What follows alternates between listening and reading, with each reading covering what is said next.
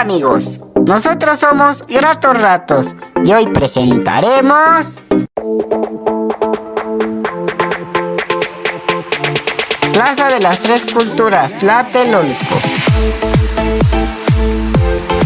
¡Comenzamos! 2 de octubre de 1968. En la Ciudad de México se suscitó una terrible matanza ocurrida en Tlatelolco, en la Plaza de las Tres Culturas, provocando la muerte de más de 300 personas. Fue la brutal culminación de delitos que podrían ser considerados contra la humanidad, perpetrados desde el gobierno de México en contra de los estudiantes a lo largo de ese año, caracterizados por las detenciones masivas, arbitrarias e ilegales que se realizaron durante este periodo, y por la planificación detallada y el alto grado de entrenamiento de las fuerzas represivas que participaron en los hechos. Así han calificado los sobrevivientes de ese movimiento, quienes exigen que los responsables se les juzgue por genocidio. La masacre fue cometida por el ejército mexicano y el grupo paramilitar Batallón Olimpia en contra de los manifestantes pacíficos. La presencia de este batallón en el lugar de los hechos fue negada inicialmente por el presidente de México, Gustavo Díaz Ordaz, aludiendo que su función era custodiar las instalaciones para los Juegos Olímpicos. Pero hoy se conoce la verdad. Aquel día miles de personas se reunieron en la Plaza de las Tres Culturas, a donde arribó también el ejército con el pretexto de vigilar la seguridad ante el temor de cualquier disputa o riña. Los miembros del Batallón Olimpia, para no ser detectados, vistieron de civiles y portaron un guante o pañuelo blanco en la mano izquierda para identificarse. Su objetivo fue infiltrarse. Los estudiantes expusieron 6 demandas. Minutos antes de las 6 de la tarde de ese día, el mitin estaba casi por finalizar cuando un helicóptero comenzó a sobrevolar la plaza. Desde él se dispararon bengalas, siendo esta la señal para que los francotiradores del Batallón Olimpia comenzaran a abrir fuego sobre la gente reunida. En medio del caos, toda la población civil ahí reunida corrió por la Plaza de las Tres Culturas y la inmediación del edificio Chihuahua. Tratando de protegerse, manifestantes que lograron escapar del tiroteo se refugiaron en los departamentos de los edificios cercanos. Pero esto no los salvó del ejército. Sin orden judicial, los soldados interrumpieron a cada uno de los departamentos para capturar a los jóvenes que se habían ocultado en ellos. Hasta la fecha se desconoce el número real de víctimas. Iglesia Parroquial de Santiago Apóstol. Fue erigida después de la conquista, en 1521. Los vencedores eligieron el lugar donde los mexicas habían resistido los embates militares por más de 80 días. Cuando los conquistadores llegaron a Tlatelolco, destruyeron los vestigios de los mexicas con el objetivo de borrar toda huella y legado de tan importante cultura.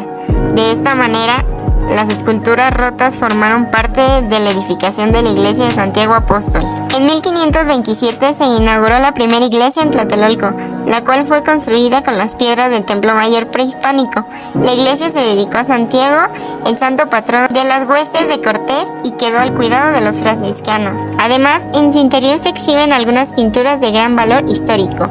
Entre 1536 y 1566, este lugar funcionó como el Imperial Colegio de Santa Cruz de Tlatelolco. En el siglo XIX se utilizó como prisión militar y así funcionó hasta el siglo XX. En 1976 se renovó y albergó el archivo histórico de la Secretaría de Relaciones Exteriores. Jardín de Santiago. El jardín se trata de una estructura que, si bien data de la inauguración de la unidad habitacional de Tlatelolco, acontecida hace 50 años aproximadamente, el emplazamiento del jardín data de hace más de 400 años.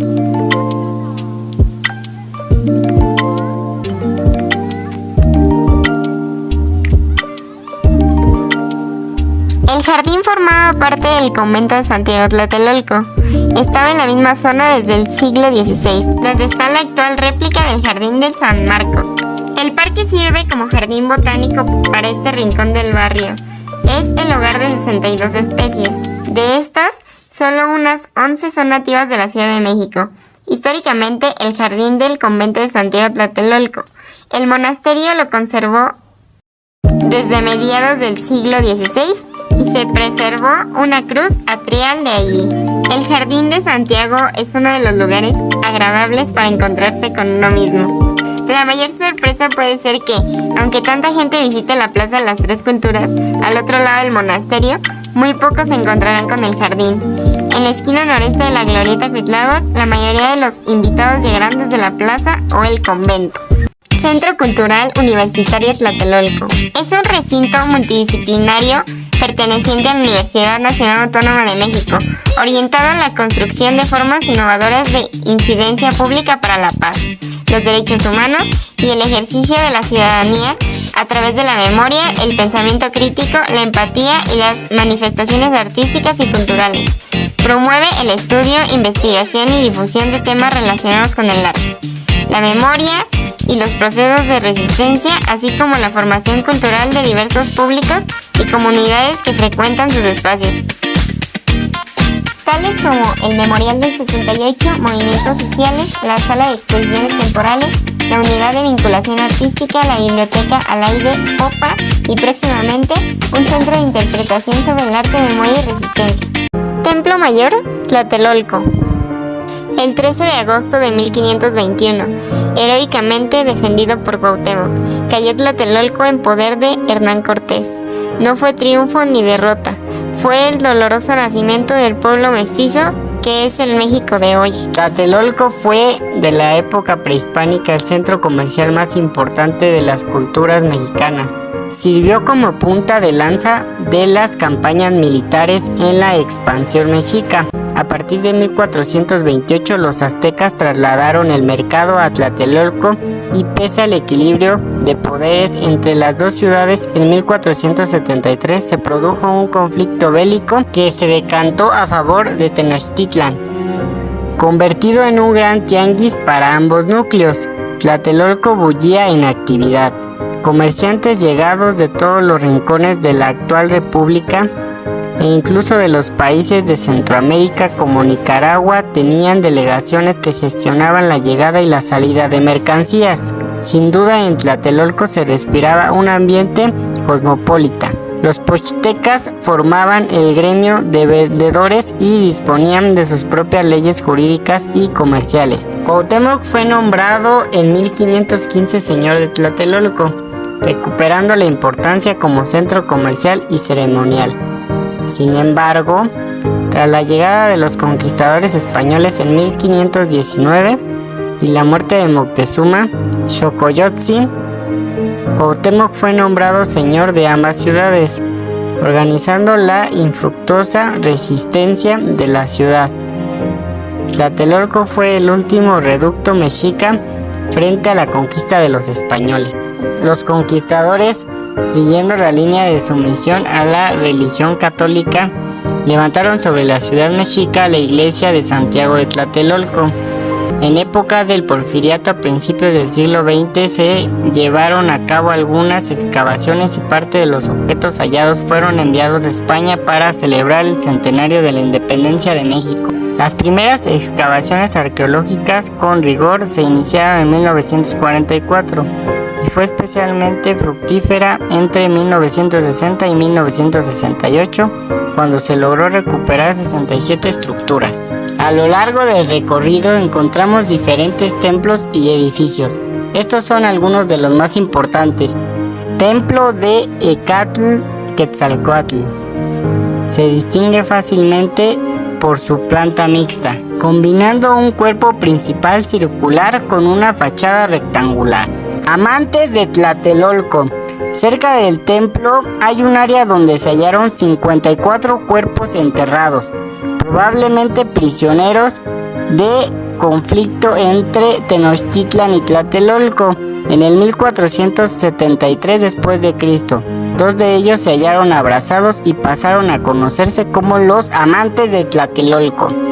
Templo M o calendárico. El nombre del templo calendárico proviene de los petroglifos tallados aludiendo a tres primeras trecenas del calendario prehispánico, Tolnapohualli, sistema por el que se regía la numeración de los días. Es el único de los templos menores con doble escalinata. El pintal mural hallado en 1989 en la fachada principal se trasladó a Tecpan y muestra a la pareja creadora del tiempo, Zipactonal y Oxomoco. Edificio W o el Palacio. El conjunto lo forman 4 habitaciones de pequeñas dimensiones, distribuidas en 2 en cada extremo del patio central. Además, en el muro norte se conserva un altar. Se piensa que el edificio estaba asociado al dios Tlaloc, divinidad de la fertilidad y la lluvia. Templo L y X o de las pinturas, compuesto por 2 edificios. Se distinguen restos de murales en sus fachadas, tableros y en las estructuras que bordean y sostienen sus escalinatas. Templo Mayor Tlatelolca, etapa 2. Es la estructura de mayor tamaño. Las ruinas corresponden a su fase 2 y fue probablemente más alto que el Tenochtitlan, con 7 etapas constructivas bien diferenciadas. Templo I o Gran Basamiento. Tiene una forma rectangular y se construyó totalmente con cantera rosa, siendo el único completo de este material en las ruinas de Tlatelolco. Altar Zompantli del Norte. Es uno de los 2 zompantlis o altares de cráneos. Un glifo con forma de palma de mano permite diferenciarlo. Murallas. En el extremo norte del área arqueológica se conserva el límite del recinto sagrado, marcado por una muralla que en su día era de 40 metros de ancho y en cuyo interior había aposentos de los sacerdotes encargados de la ciudad de Tlatelolco. La caja de agua. La caja de agua se construyó después de la caída de los mexicas con el objetivo de suministrar agua potable a la República de los Indios de Santiago en Tlatelolco.